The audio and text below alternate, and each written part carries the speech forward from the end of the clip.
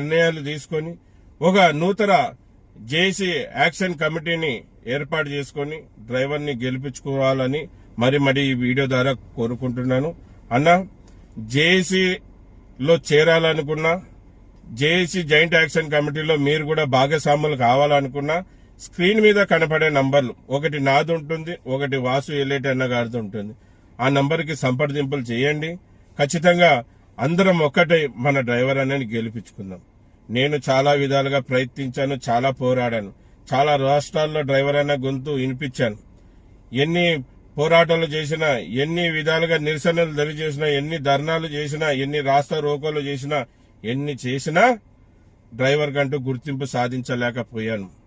నాకు కూడా తెలివొచ్చింది.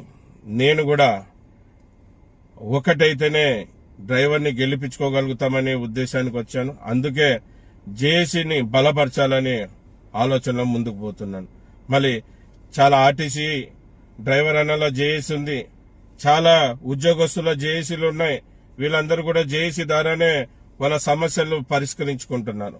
మనం ఎందుకు ఆంధ్రప్రదేశ్లో ఉన్న డ్రైవర్ యూనియన్లు అన్ని కూడా ఒకటే, మన డ్రైవర్ అన్న సమస్యలు ఎందుకు పరిష్కరించుకోకూడదు?